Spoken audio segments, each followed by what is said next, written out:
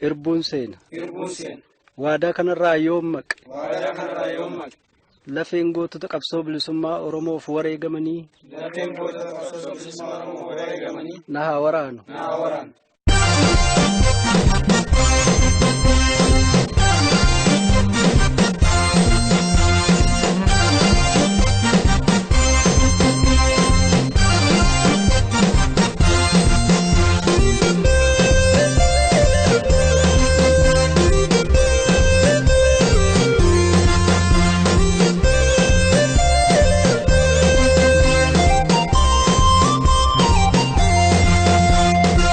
Kafi kayoda bakenya galman genya jenne qabsoo mana baane hangara dubatin deebine imana gotawan nublatan kuno hindagane imana gotawan nublatan kuno hindagane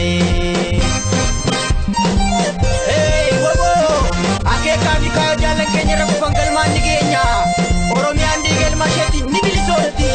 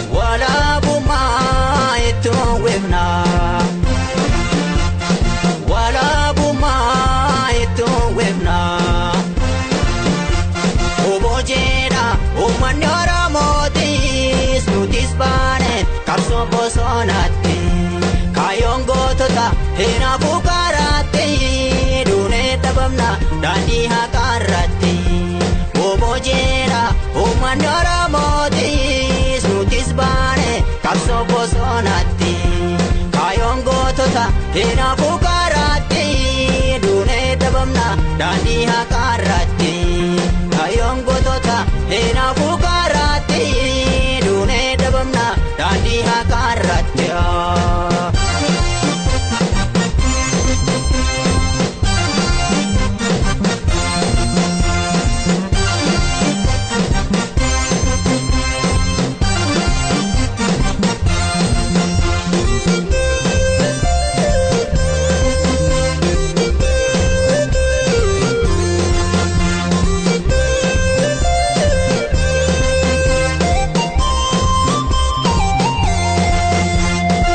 kafi kayoda bakenya galman genya jenne qabsoo mana baane hangara dubatin deebine imana gotawan nublatan kuno hindagane imana gotawan nublatan kuno hindagane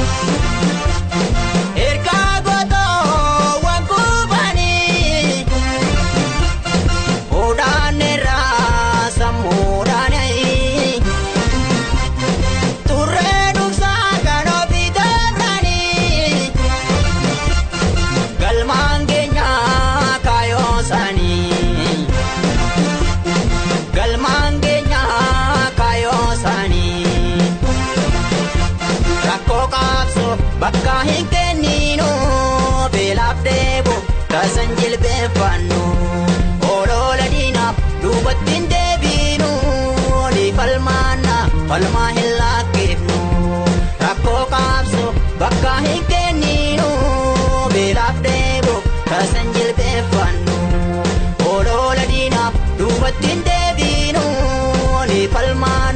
falmaa hin laafeefnu.